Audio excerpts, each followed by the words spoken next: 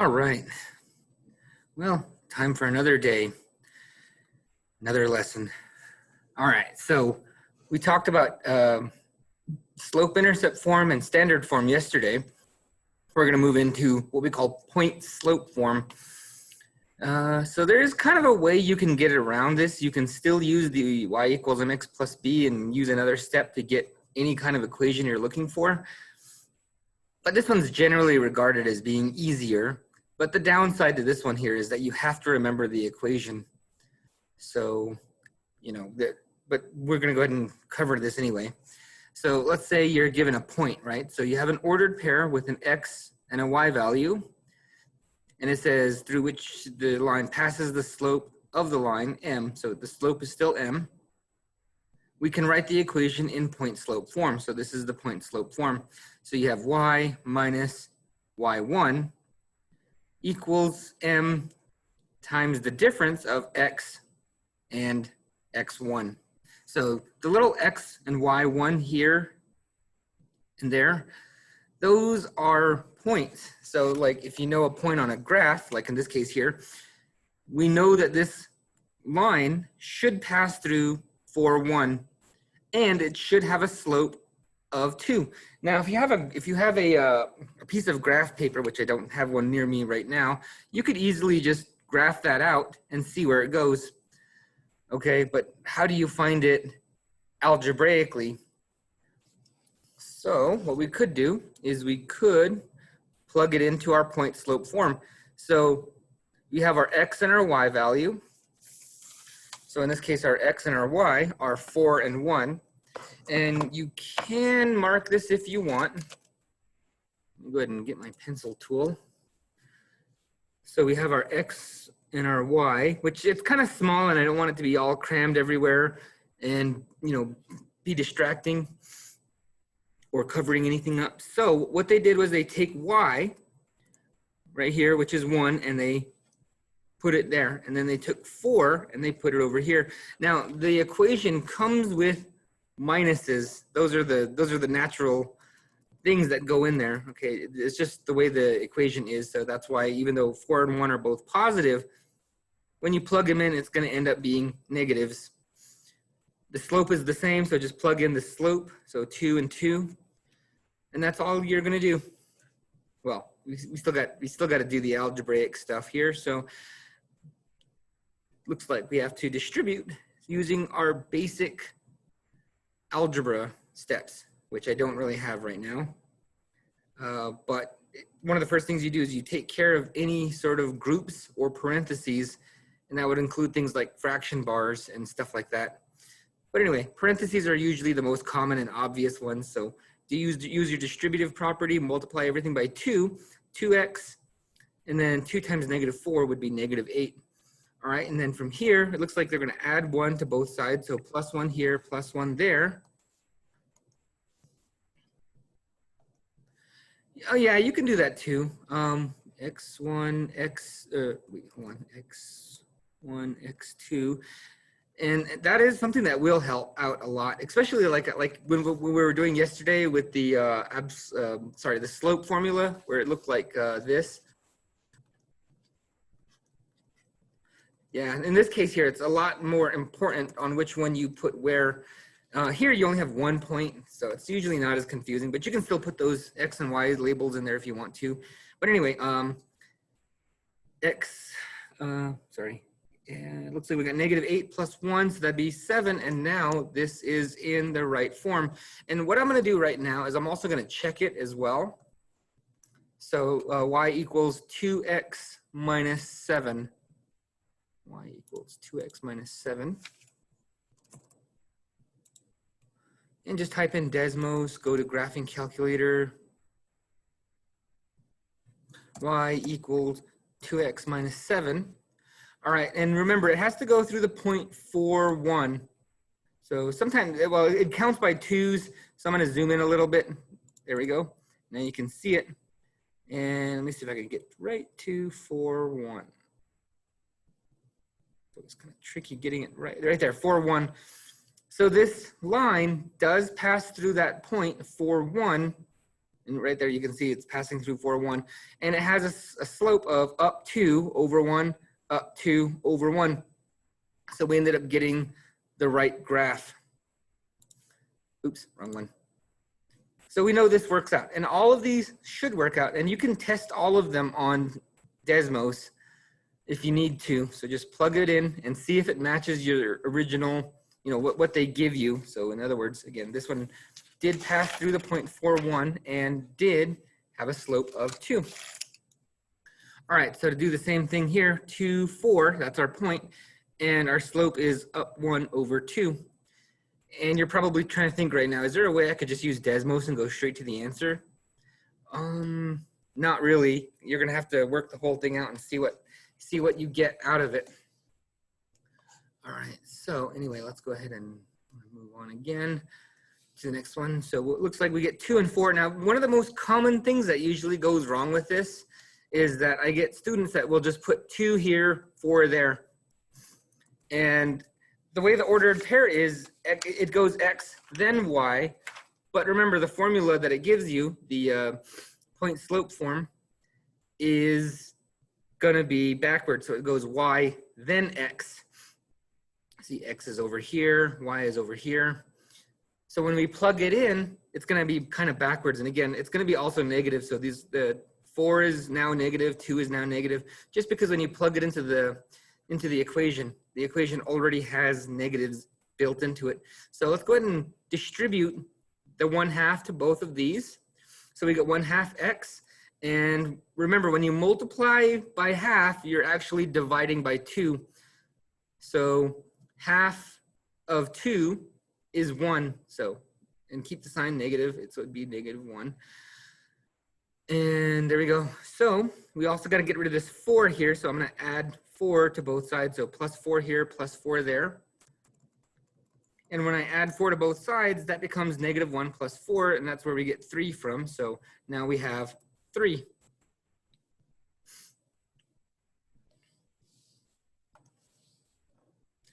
All right, so I'm going to move down a little bit. And that's all you're doing right here for now is you're just plugging it in and seeing what you get. So plug in your slope, 2 over 3. Plug in your X, which is -6. Now, this is kind of the same thing we had yesterday. So really, when you plug it in, you would get something that looks like this right here.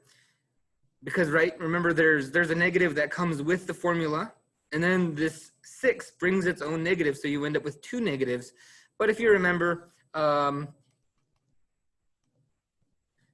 that would just be the same as changing it to a plus. So that's what they did. They just cut that step out, right? So it should be kind of automatic that when you see 2 negatives next to each other like that, then that means it's going to actually be a plus instead. All right, and then plug in your Y, which is going to be 0 in this case, which actually makes things super easy because, well, we can just cancel that. We can just ignore it and not really have to bother with that again. So 2/3 times X would be 2/3 X. And here's a little bit of a tricky part, 2/3 times 6. Now, I know fractions are one of those really tough things, and I'm not really sure how fractions are taught nowadays. But I know a lot of people aren't really, 100% on the fractions. So just a quick rundown, and again, I don't know how there's different ways you can kind of learn this. So I'm going to take 6, but I'm going to change it into 6 over 1. Because remember, 6 divided by 1 is still going to be 6. So when we multiply it together, well, there's actually another way you could do this too. You could use what's called cross-canceling. But here I'm just going to give you the basics. So 2 times 6, that would be 12. And then 3 times 1 would be 3. And then from here, you would check to see if you can divide or reduce it, which in this case, 12 can be divided by 3, and that would give us 4. So that divides, and we get 4. And that's where 4 came from. That's how we got 2/3 of 6. And that gives us 4. And there's a couple of different ways you could do this too. But again, I think this is the most common way and probably the way most people who have learned fractions will remember. Because because we're dealing with a lot of slopes, you are going to end up dealing with some fractions, and that's just going to be something we're just going to have to deal with today. All right, so let's see what we have here. Same thing, plug in your numbers. Since we have a negative, when we plug it in, it's going to become positive because of the negative that's already there. Looks like this one here is a negative as well, and when we plug it in, that's going to make it positive as well. But when you have a negative slope, that is going to stay negative. Nothing changes the slope, so be careful with that. I know people are going to get into the habit of wanting to reverse everything, but in this case here, yeah, we don't need to reverse that. Just leave it as is. All right, so multiply out here. So if you have just x, that's pretty easy. That just becomes your new slope. And we have another fraction again times 8, so negative 3/4 times, and we have 8, but I'm going to put a 1 under it. And remember, that's something you can do. You can put a 1 under it, and it stays the same. It means the same thing. And I talked a little bit about cross multiply, and I guess sometimes I do see students that know this already. So if you're not sure, just do it the same way you did here. Just multiply it so you get something like 24 over 4, and then reduce it. But probably another way you could do this is to reduce it before you multiply it. So look for top and bottom numbers. Now they have to be top and bottom numbers. They can't both be on the same side. But here, 8 can be divided by 4, which actually I did not divide that top number by 4. I divided it by 2, it looks like. So actually divide that by 4, then you get 2. Divide this by 4, you get 1. Now I have many fewer, I just got like smaller numbers to work with, really. So it's kind of like taking care of your problems before they get big. All right, sort of like the tumbleweed in your front yard. Okay, you better take that thing out now before August, when that thing's gonna be like 6 feet tall. Anyway, and when you have a 1 on the bottom, negative 6 divided by 1 is just gonna be, well, in this case, negative 6. And you have negative 6 here, so that looks good, but I'm just showing you how to get that there, because I know a lot of students don't remember fractions all that well. Anyway, looks like we're going to have the minus 1 from both sides. So as we minus 1 from both sides, we get negative 7 for our b value. And there's our new equation. All right, so next one here, or last type of exercise. What if we're given 2 points? So in this case, we have 2 points, and we may not know the slope. And again, I think this would be pretty easy, and because I forget which test it was. I know when I was younger, they had like the ACT or the SAT or something. Actually, I'm pretty sure it was the ACT. Or it might have been like one of the, they used to call it Stanford 9 testing, I think is what it was. And it's kind of like the test that you guys take nowadays. I forget what they call it. It's been it's been like 2 years since I've had to have students do that test, because we didn't have school last year or this year. But anyway, I remember one of those, I drew a graph to solve one of these, because I don't know, I think I remembered it, but I wasn't sure. So I ended up just drawing the graph and seeing if it worked out. And that works too. Now this one here, it's a little bit more important to label them. So X, Y, X, Y. And then we pick one to be our group 1 and our group 2. So group 1, group 2, and you're going to need that formula that we had yesterday. So that's probably another one that you should write down somewhere, like in your notes or something, so that you have it. All right, and I put the 1 up here just so it's not covering any of the letters and it's not going to be all crammed in there. So Y2 is the first one. So go to group 2, get the Y, that's negative 1, minus Y1. So go to group 1, grab the Y, that's going to be minus 7. Now remember, the formula says that you're supposed to minus these. So when we put it in there, it's gonna minus it. And then we do the same for the X's. X2, so grab the 1, minus X1. So we have 2 minuses because the negative 3 brought its own negative. So that means we have 2 here. So that's gonna change it to a plus. Work it out just like we did yesterday. Add them up. So negative 7 and negative 1. Well, if we put those together, that's gonna be a bigger negative, all right? I think that's it's like a small thing that I know a few students kind of forget. is that if you combine two negatives, it becomes a bigger negative.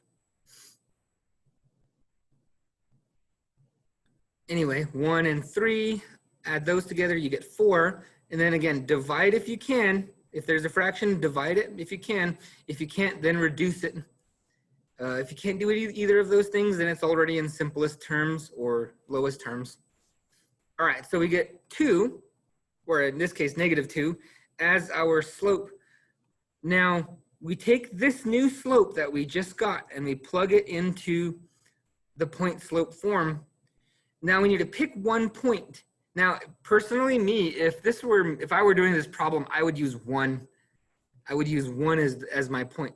But actually, you can use both of them. And in fact, in this case, they use -3 and 7. And again, you can pick either of those. In fact, I would have picked 1 just because with 1, you have much smaller numbers to work with, and it would have been a little bit faster. But it's not going to change anything. You're still going to get the right answer. As long as you put the numbers in and watch the signs. Multiply both by -2, -2x, and then -2 times 3, that'd be -6. And then we still have the 7 on this side, or -7, so I'm going to have to add 7 to both sides. -6 plus 7 will be 1, and there we go. So that's our new equation. So after this step, after you get your slope, it's going to be exactly the same as we did on the previous 4 before this. Okay, no, that was redundant, but sometimes I also notice that some students don't know what the word previous is. All right, so let's go ahead and look at the next one. So we do the same thing, plug it into our formula to find the slope. And usually what I do is I take these and I kind of put them first.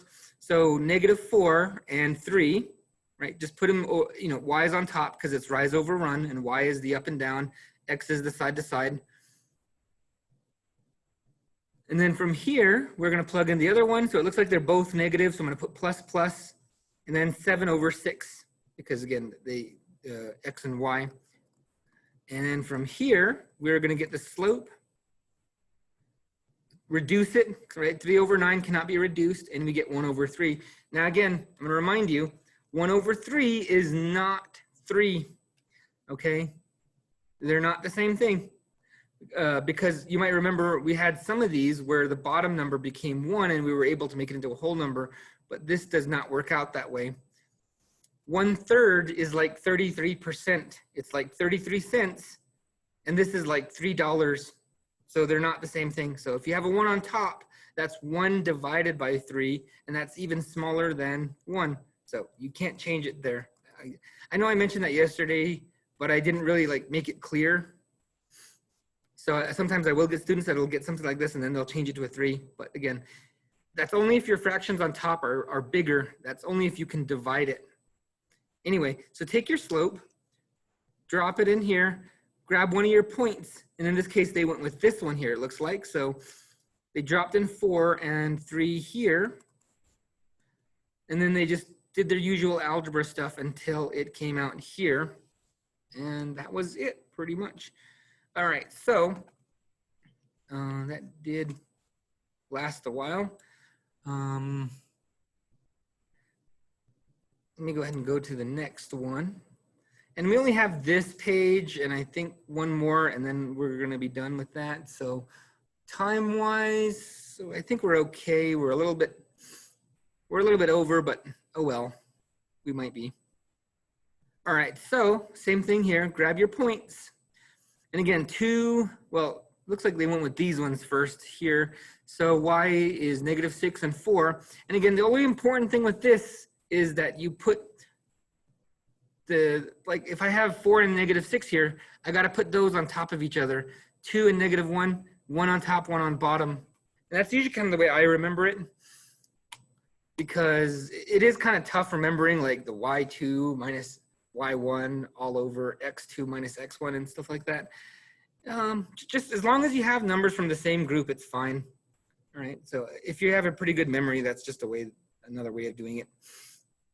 All right. So we get the slope. Plug it in, grab a set of the numbers. So it looks like in this case, they used 2 and -1, which is what I would have done. I usually go with the one that has the lower numbers. But again, you don't have to. You can pick either of them because they're both describing the same line. So if you find it here, find it there, it's still the same thing. So plug that in, use your distributive property and multiply that, and then you get your equation. Same thing with this one here. So grab your points. And again, they went with 2, 7 going first on this one. So grab 7 over 2. And then both of these are negative. So since they're both negative, they're going to change them to pluses because the negatives are going to get canceled out anyway. And then 8 over 3. Work that out. And in this case, you can divide it. See how my top number is bigger than my bottom number? In that case, we can divide it. So that's how we get 3. So in this case, if we reduce it, 15 divided by 5 would be 3, and 5 divided by 5 would be 1, and we'd get 3 over 1. So it's not the same as this one. And I like the way they put that here. This is actually a really good thing that they put this one and this one near each other enough to where I can kind of easily point that out, that these two things are not the same thing. It only becomes a whole number when your top numbers are bigger, because don't forget what a fraction means. A fraction means that it's being divided. So 15 divided by 5 is 3. So anyway, we grab that 3, plug it in here, and work it out, and then we get our formula, our new equation. Okay, so I looked ahead a little bit, and I noticed that there's actually going to be 2 pages. So I'm going to kind of pick up the pace a little bit. You might still be copying this down, so I'm going to go ahead, since this is a new page, I'm going to go ahead and give you, I think, 2 minutes, because I already went over one of them already. So we're going to start from 9, so I'm going to give you about 2 minutes, and then we'll start over from there. And I'm going to move down. Actually, I'm going to move down in about 1 minute. So make sure you get 7 and 8 if you haven't already been working on 7 and 8. Okay, so once you get 7 and 8, now in about a minute. So about a minute, that's going to be like 30 more seconds from now.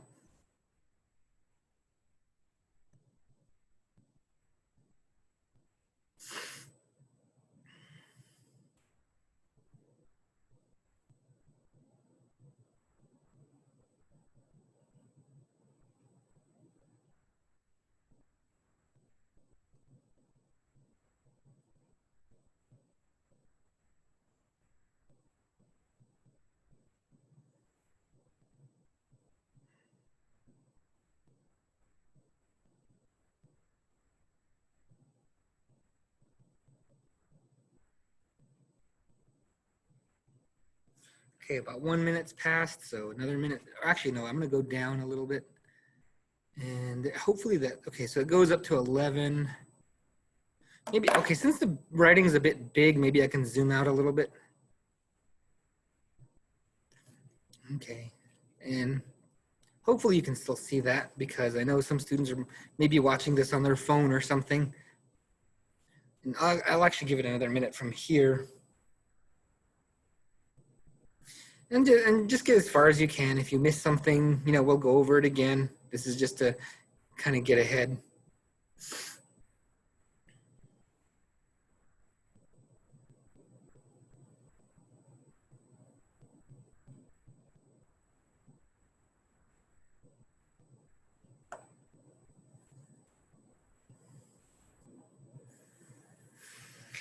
Whew.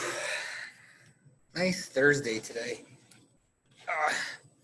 I'm just glad this is one of the first days it's not super hot. Yesterday was kind of good. It had like a nice cloud cover almost the whole day.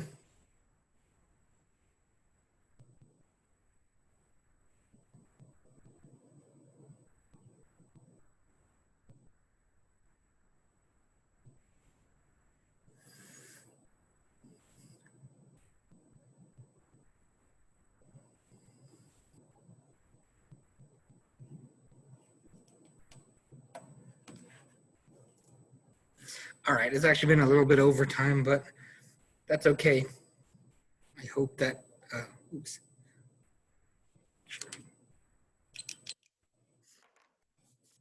All right, so let's go ahead and look at some what they have. So again, starting from 9, write the equation of the line that is parallel to this and passes through this point. Okay, so the important thing from here is because it's parallel, remember that means it's going to have the same slope. The same slope kind of means they're heading in the same direction. And when you're looking at a graph, two lines that are heading in the same direction are going to be parallel. So m equals 2. That's what we need. So we're going to take that and we're going to plug it into our point slope form. Then grab the point that they want. Oh yeah, and again, the point slope form is called that because it has the point and the slope. So I know a lot of times people are, they get confused and I'm like, okay, you got to put it in point slope form. And they're like, is that y equals mx plus b? Well, remember what they have. So luckily it's named that way. So it's really easy to tell which one is which. So again, point slope form has the point and the slope. And the other one, slope intercept, has the slope and where it crosses the y-axis. All right, so take that slope, plug it in, take that point, plug it in. So again, make sure you reverse it if it's a negative. And it's also negative here, so I'm gonna go ahead and put a +1 in there. Multiply it out. And then looks like we're gonna have the -1 from both sides, so 8 minus 1 will be 7. Okay, that was pretty easy actually. It's almost disappointing how easy it was. Okay, so I guess that's it for that one. I'm going to move on down to, let's see, it's 10. Okay, you can, I know it's a little bit tough to see that. Well, you can barely see the top one. And you can barely see a little bit of the number 12 here. All right, so it says here, write an equation of the line that is parallel to this line, and it gives it to us in standard form and passes through the point 3, -1. Okay, so let's go ahead and take this and do what we did yesterday and turn standard form into slope intercept form. So looks like we're gonna have to minus x from both sides, so that when we do that, x is gonna be on the right side of the equal sign now, and it will be negative. Divide everything by -3, and again, if you divide by a negative, that's gonna reverse the signs, so everything gets reversed, so negative to positive, positive to negative. Then, once you have that in slope intercept form, that will give you your slope. So now we know the slope is 1/3. Take that and plug it into the point slope with this point here. So 3 and -1, so there's 3 and 1. And let's go ahead and multiply this out. So multiply both of those things out. 1/3 times x, and then 1/3 times -1. And actually that one's, okay. When they multiply 1/3 by 3, that becomes 1. I almost thought there for a second, how did that become 1? Sorry, I'm just spacing out a little bit. All right, -1 here, -1 there. So if I -1 from both sides, -1, -1, remember that's gonna make a bigger negative, so we get -2.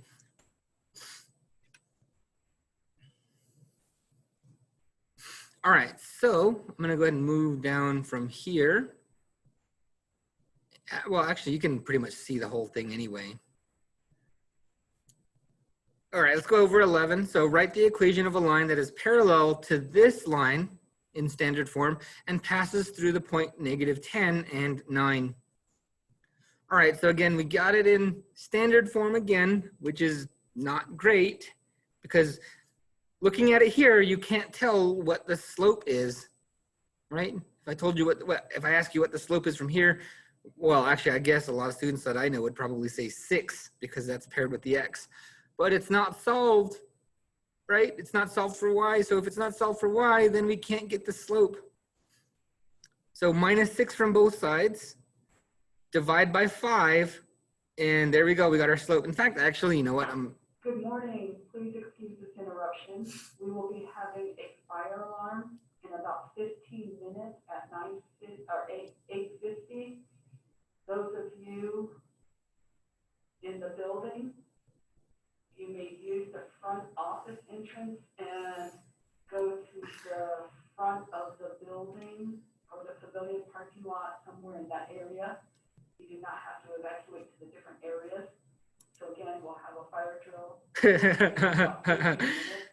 True that. For evacuation, we can meet in the front office parking lot area. Thank you. Have a great day. What a wonderful comment. Oh, where was I? All right, so once we get our, I was about to say, oh yeah, now I remember. We don't actually need this. You could actually completely ignore this part here because the slope is the main thing we need. All right, I'm gonna have to hurry this up a little bit faster. Take that, plug it in, take your point 10, -9, plug those in, work the problem out. And in this case, I'd like to do, actually, you know what? I'm going to go ahead and do that anyway, because again, I know these fraction ones are going to be the tough ones. So in this case here, we have -6/5 times 10. And again, I'm going to put a 1 under it just so it goes a little bit faster. I can reduce 10 and 5, right? I can cross cancel. Now be careful because cross cancel and cross multiply are different things, because we covered cross multiply yesterday. But that's actually not what's going, well, again, they get confused with each other. I know a lot of students, they only confuse the name. They know what to do. Anyway, like I said, I got to hurry this up, I guess. There's no chance of me using any of the independent learning time now. So anyway, now I just multiply them out, make sure I reduce it. So I get 12, oops, -12. I forgot the negative. So that's where we get -12 from. And then add 9, so there we go. Perpendicular lines are going to be almost the same thing, except that if we want a perpendicular line, if we take the slope, in this case we have 3/4. Remember, changing it to perpendicular requires two things.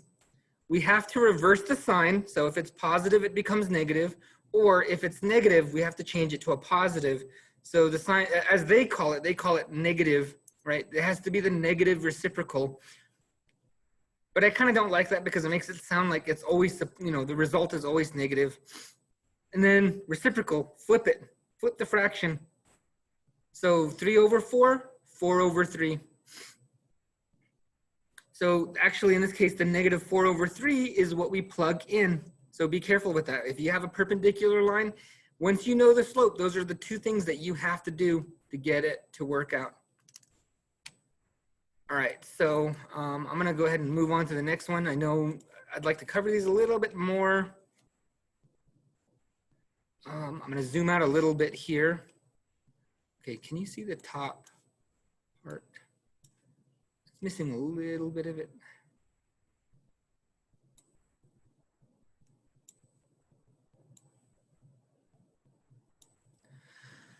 Let me think.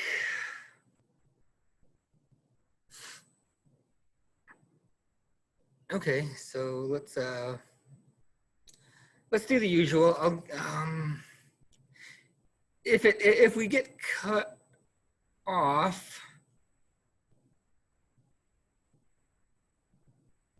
no. I'm gonna try to do this. I think I can do this in 10 minutes. The only thing is that it is gonna require a little bit of time. Oh man. All right, so anyway, this one's pretty much the same. We want a line that is perpendicular to this line here, but again, it's in standard form.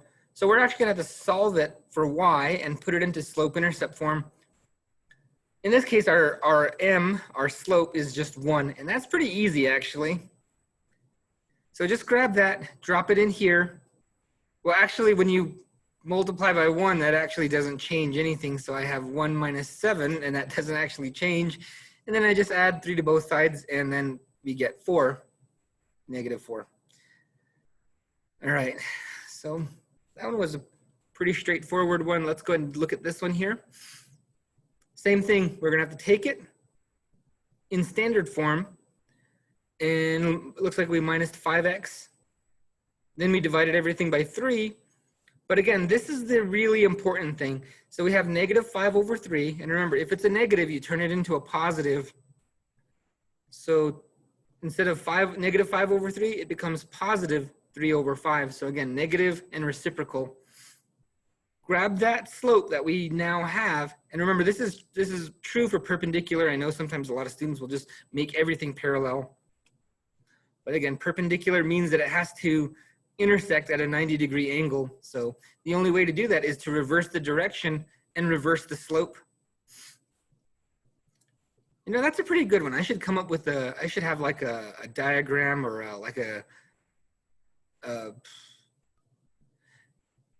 I wish there was like a software I could use to kind of just like plug numbers in and make a GIF or a short video on how these things and why they work.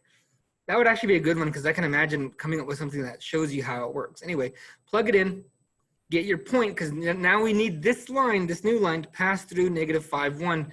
So grab -5 and 1, plug them in, work the problem out. And again, I'm going to go ahead and do this one with a fraction, because we have 3/5 times 5/1. And actually, this one's a really good one because this is another way you can cross cancel. If you have two of the same number, and this is, you probably already knew this before, but if you have a fraction with the same thing on top and the same thing on bottom, just like another example, if I have 3x over 2x, you can just take out the x as well. In this case here, if I have 5 on top and bottom, that just becomes 3/1 or just 3, which is how they got that 3 right there.